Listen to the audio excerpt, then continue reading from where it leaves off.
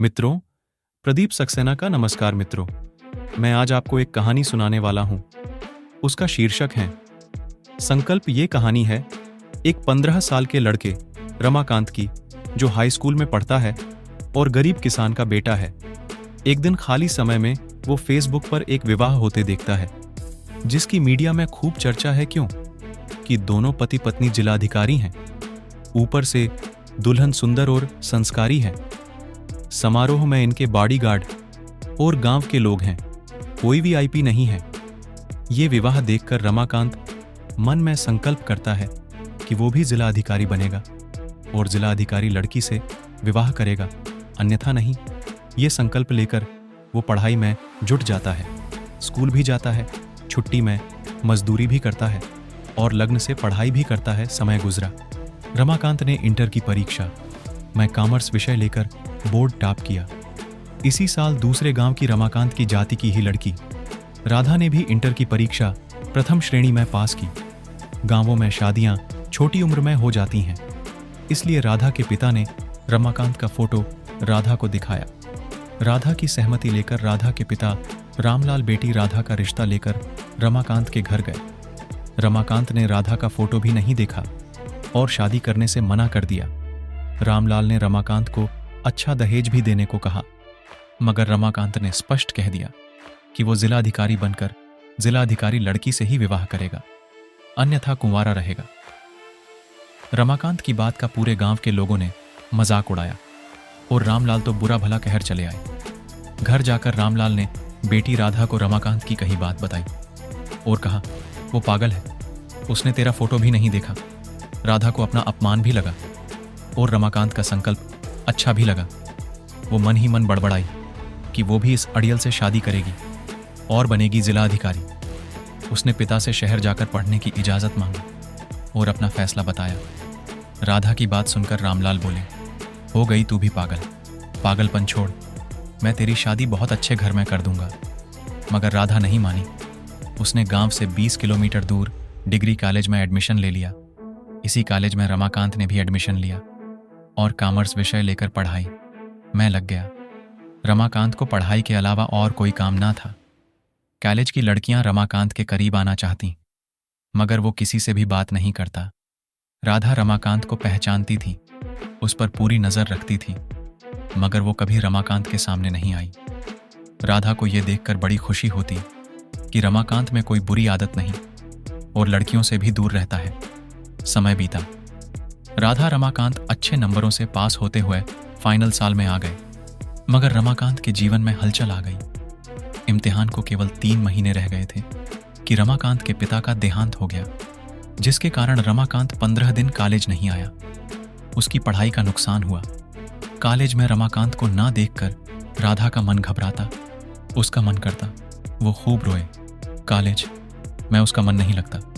जब उसका मन ज्यादा बेचैन हुआ तो उसने पिता से विनती की वो रमाकांत के गांव जाकर पता लगाए कि रमाकांत कॉलेज क्यों नहीं आ रहा है।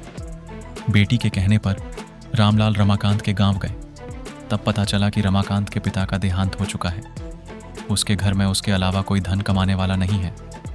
3 बहन भाई और माँ है। वो उनका पेट भरने के लिए पढ़ाई छोड़कर मजदूरी करने लगा है पिता से। यह सब जानकर राधा की आंखों में आंसुओं का सागर उमड़ आया और वो भगवान के सामने हाथ जोड़कर बैठ गई और शिवजी से प्रार्थना करने लगी कि वो रमाकांत की सहायता करें, रमाकांत का संकल्प पूरा हो। कई घंटे राधा भगवान के सामने बैठी रहती है और रोते रहती है। उसने भी पढ़ाई छोड़ दी है। अपनी बेटी राधा की हालत देखकर रामलाल विचलित हो गए। वो राधा के पास आए और राधा से बोले, बेटी उठ और अपनी पढ़ाई पूरी कर। रमाकांत के गांव का प्रधान मेरा मित्र है, अच्छा आदमी है। मैं ऐसा कुछ करता हूं कि रमाकांत को मजदूरी ना करनी पड़े। फिर वो राधा को तसल्ली देने लगे और राधा रामलाल से पापा कहकर फपक कर रोने लगती है और रामलाल घर से निकल जाते हैं। दूसरे दिन रमाकांत के गांव का प्रधान रमाकांत के घर जाता है और रमाकांत की मां को बुलाकर 2 लाख रुपए देकर कहता है, ये रुपए रखो, एक दुकान पर चूनी की खोले, अपना व्यवसाय शुरू करो। रमाकांत होनहार बच्चा है, इसे पढ़ने दो, अफसर बनेगा तो गांव का नाम अमर होगा। रमाकांत ने रुपए लेने से पहले प्रधान से कहा, कि मैं रुपया नहीं लौटा सकती, इसलिए उधार नहीं ले सकती। तब प्रधान ने कहा, भाभी, ये ऐसा उधार है, जब मैं देखूंगा कि तुम रुपया लौटा सकती हो, मैं आकर कूद ले लूंगा। कहकर प्रधान ने रुपये रमाकांत की मां को दे दिए और रमाकांत को आशीर्वाद देकर चला गया। रमाकांत ने 2 दिन में परचूनी का सामान लाकर घर में ही भाई बहन को दुकान खुलवाई और तीसरे दिन कॉलेज गया। रमाकांत को कॉलेज आया देखकर राधा का मन खुशी से झूम उठा। उसने मन ही मन ईश्वर को धन्यवाद दिया और पढ़ाई में मन लगा दिया। फाइनल परीक्षा हुई। रमाकांत और राधा ने अपने अपने विषय में टॉप किया। दोनों का फोटो एक साथ अखबार में छपा। तब रमाकांत ने राधा को नोटिस किया। रमाकांत के दिल में राधा के लिए प्यार की ज्योत जल गई। वो काफी देर तक राधा का फोटो निहारता रहा था। उसने अखबार की कटिंग काट कर जेब में रख ली और गुनगुनाने लगा। इतना होने पर भी रमाकांत ने राधा से मिलने का प्रयास नहीं किया, बल्कि IAS की परीक्षा की तैयारी में लग गया। उधर राधा भी सब कुछ भूलकर IAS की परीक्षा की तैयारी में लग गई। राधा ने तो कोचिंग अटेंड की, मगर रमाकांत ने कोचिंग ना लेकर गूगल की मदद से रात दिन पढ़ाई की। रात दिन पढ़ाई और खान पान भरपूर नहीं, इसलिए रमाकांत की सेहत परीक्षा से 2 माह पहले बिगड़ गई। उसे बुखार हो गया, उसे खांसी हो गई। ये जानकर राधा बेचैन हो गई। राधा ने रमाकांत के दोस्तों को रुपये दिए और कहा, रमाकांत को डॉक्टर को दिखा दें, फल ले जाएं, मगर मेरा नाम ना लेना। दवा लेने से रमाकांत कुछ ठीक हो गया और रमाकांत ने इम्तिहान दे दिया। रमाकांत और राधा दोनों IAS इम्तिहान में टॉप करके पास हों गए। दोनों पहली बार इंटरव्यू देते टाइम मिले। दोनों ने एक दूसरे को भरपूर देखा। रमाकांत राधा से बात करने उसकी तरफ बढ़ा, लेकिन बीच में सीमा नाम की लड़की आ गई। सीमा ने रमाकांत को बताया कि वो मंत्री की बेटी है और रमाकांत की तारीफ करते हुए उसे रिझाने लगी। अब रमाकांत सीमा के साथ बैठ गया और उससे हंस हंस के बातें करने लगा। ये देखकर राधा उदास हो गई। उसे लगा जैसे उसका सब कुछ लुट गया है। राधा लगभग रोने लगी। बड़ी मुश्किल से राधा ने अपने को संभाला और इंटरव्यू दिया, मगर उसे लगा कि रमाकांत उससे दूर चला गया है। यही सोचकर वो रोए जा रही थी। बड़ी मुश्किल से वो कमरे पर पहुंची और कमरा बंद करके रोती रही। रोते रोते उसकी आंखें सूज गईं। राधा और रमाकांत दोनों इंटरव्यू में पास हो गए, मगर राधा को सफल होकर भी खुशी नहीं हुई है, क्योंकि रमाकांत उससे दूर जा रहा था। सफल हुए अभ्यर्थी ट्रेनिंग के लिए मंसूरी गए।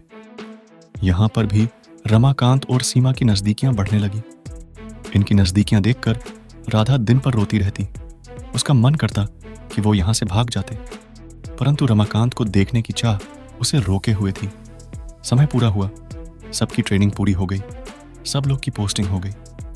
पोस्टिंग से पहले राधा घर गई तो पिता के कंधे पर सर रखकर खूब रोई। तब रामलाल ने राधा को समझाया कि ईश्वर पर भरोसा कर, तेरी तपस्या बेकार नहीं जाएगी। और ऐसे ही हुआ। रमाकांत 2 लाख रुपये लेकर प्रधान को देने गया। उसे भगवान कहकर पुकारा। तब प्रधान ने बताया कि तेरा उपकार करता मैं नहीं, बल्कि रामलाल है। उसने तेरी मदद करने को मुझे रुपये दिए थे। यह सुनकर रमाकांत बोला, रामलाल जी ने ऐसा क्यों किया? प्रधान बोला, ये तो वही जाने जाओ, उनसे पूछो। रमाकांत अपने दोस्त के साथ रामलाल के घर गया। उसने दरवाजा खटखटाया। दरवाजा खुला। दरवाजा खोलने वाली राधा थी, जिसे देखकर रमाकांत बुरी तरह चौंक गया और अभिवादन किया। पीछे से रामलाल आ गए और रमाकांत को आया देखकर उसे खुशी से घर में ले गए। राधा चाय आदि लेने चली गई। तब रमाकांत के दोस्त ने रमाकांत को बताया कि जब वो बीमार हुआ था तो राधा ने ही मुझे तेरा इलाज कराने के लिए रुपये दिए थे। अब रमाकांत सब कुछ समझ चुका था कि राधा वही लड़की है जिसका रिश्ता उसने ठुकरा दिया था। वो रामलाल को रुपये देते हुए बोला, आप मेरे लिए भगवान जैसे, आप जैसा कहेंगे मैं वैसा करूंगा। अब तो मैं आपसे राधा मांगता हूं। इतना कहकर वो रामलाल का चेहरा निहारने लगा। रमाकांत ने जो कहा वो राधा ने सुना, जो पर्दे के पीछे खड़ी थी। उसे लगा उसके पंख लग गए हों, जैसे वो आसमान में उड़ने लगी हो। रमाकांत पर्दा हटाकर राधा के सामने आ गया। राधा सुबकते हुए रमाकांत के सीने से लग गई। रमाकांत राधा की पीठ सहलाने लगा। तभी रमाकांत के फोन की घंटी बजती। रमाकांत ने फोन देखा, जो सीमा का था। रमाकांत ने कहा, ये गलत नंबर है और फोन काट दिया। रमाकांत और राधा की शादी सादगी से हुई। इस शादी में दोनों गांव के युवा शामिल थे। इसके बाद तो रमाकांत और राधा के गांव के छात्रों को ऐसी प्रेरणा मिली कि सब छात्र अफसर बन जाते हैं। रमाकांत और राधा के ये गांव के ये छात्र पहली बार में अफसर बन जाते हैं। इस पर मुख्यमंत्री जी को संदेह हुआ। उन्होंने इस पर जांच के आदेश दे दिए, जो शून्य रही।